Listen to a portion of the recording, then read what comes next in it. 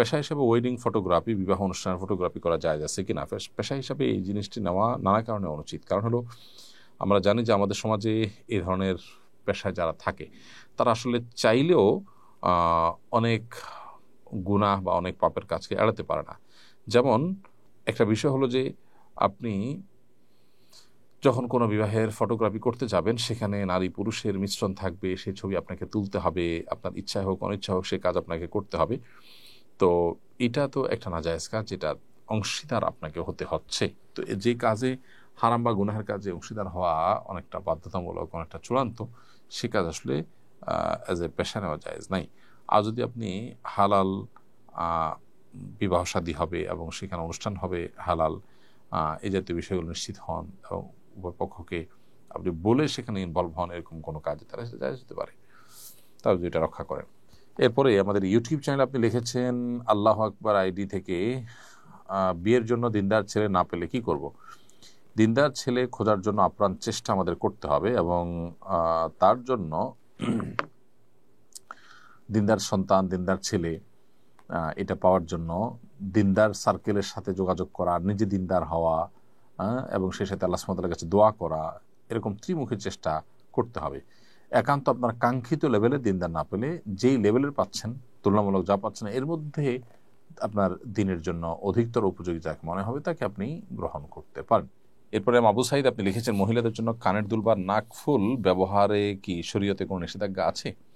মহিলাদের জন্য কানের দুল বা নাকফুল ব্যবহার করা শরীয়তে জায়েজ আছে এবং এটাতে কোনো অসুবিধা নেই। অনেকে নানামুখী কথা বলেন যে নাকফুল ব্যবহার করা জায়েজ না ইত্যাদি ইত্যাদি, এগুলো একেবারেই মনে করা কথাবার্তা। মহিলারা নাকফুল, কানের দুল, হাতের চুড়ি বা অন্যান্য যে অলঙ্কার আছে সে অলঙ্কারগুলো ব্যবহার করতে কোনো অসুবিধা নেই। আসিফ আহমেদ আপনি লিখেছেন মেয়ে বিয়ের ক্ষেত্রে ছেলের কোন বিষয় জানা জরুরি এবং মেয়ের বাড়ি থেকে ছেলে দেখতে গেলে কোন কোন বিষয়গুলো দেখা উচিত? সবচেয়ে বেশি দেখা উচিত দিনদারিতা, ধার্মিকতা, যে আসলে কতটা ধার্মিক সে, কতটা আল্লাহ ভীরু, কতটা হালাল হারাম মেনটেন করে চলে, কতটা পর্দা মেনটেন করে চলে, কতটা তার মধ্যে ধৈর্য আছে, কতটা তার মধ্যে কৃতজ্ঞতা আছে, এই বিষয়গুলো খুব ভালো করে দেখা উচিত। কারণ দাম্পত্য জীবন সুখ শান্তির জন্য এগুলো সবচেয়ে বেশি জরুরি। এবং নবী সাল্লাল্লাহু আলাইহি ওয়াসাল্লাম বলেছেন ফাজফা বিজাতিদ দ্বীন, বিভিন্ন বিষয় খুঁটে খুঁটে দেখে মানুষ বিবাহ করে, তোমরা ধার্মিকতা খুঁটে দেখে তারপরে যে তার চেষ্টা করবে, বিবাহ করার চেষ্টা করবে। আমাদের দেশে শীতকালে অধিকাংশ বিয়ে হয়, শীতকালে বিয়ে করার বিশেষ কোনো ফজিলত আছে কিনা? না, শীতের সময় বিয়ে কোনো বিশেষ কোনো ফজিলত নাই। হয়তো আত্মীয় স্বজন গ্যাদারিং করা তুলনামূলকভাবে সহজ হয়, আসা যাওয়া সহজ হয়, ফ্যান ইত্যাদির প্রয়োজন হয় না, আয়োজন অনুষ্ঠান ইত্যাদি, হয়তো সেসব কারণে তারা করেছেন কিনা আল্লাহ আলম। তবে শীতকালের সাথে বিবাহ করা কোনো সম্পর্কের কথা কোরআন বা হাদিস কোথাও বলা হয়নি। পরপুরুষের সামনে কোনো নারী তার মেহেদি রঞ্জিত হাত প্রদর্শন করতে পারবে কিনা? মেহেদি রঞ্জিত হাত কোনো নারী প্রদর্শন করবেন না, তবে তিনি কোনোভাবে পুরুষের সাথে কোনো বিষয় আদান প্রদান করতে গিয়ে নিরুপায় বা কোনো জায়গায় প্রয়োজনের সাপেক্ষে যদি কোনো কিছু দিতে বা নিতে হয় এবং সেক্ষেত্রে যদি কেউ দেখে ফেলে তাতে অসুবিধা নেই। নবী করিম সাল্লাল্লাহু আলাইহি ওয়াসাল্লামের সময়ও এরকম একটি ঘটনা ঘটেছে। একজন নারী তার হাত দিয়ে নবী সাল্লাল্লাহু আলাইহি ওয়াসাল্লামের কাছে কিছু দিয়েছেন বা নিয়েছেন, এরকম কিছু একটা পর্দার আড়াল থেকে বা সামহাউ। তো এখানে তার হাতে মেহেদি না থাকে, নবী সাল্লাল্লাহু আলাইহি ওয়াসাল্লাম বলেছেন যে এটা কি কোনো পুরুষের হাত কিনা, কারণ মেয়েদের দিক থেকে এসেছে অথচ হাতে মেহেদি নেই।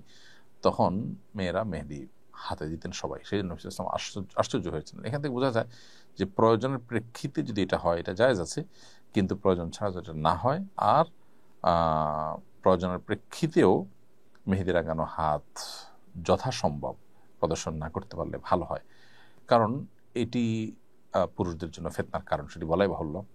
সো এটা অ্যাভয়েড করতে পারলে ভালো হয়। যদি অ্যাভয়েড করা না যায় তাহলে সেক্ষেত্রে ইচ্ছাকৃত নয় এরকম হলে সেটা গুনাহ হবে না, কিন্তু ইচ্ছাকৃত এবং খুব বেশি প্রয়োজন ছাড়াই প্রদর্শন করছেন সেটা কিন্তু না জায়েজ। একটা হলো দেখে ফেলা, পুরুষ দিতে গেলেন দেখে ফেলেছে, আর একটা হলো প্রদর্শন করলেন, দুটো কিন্তু দুই জিনিস।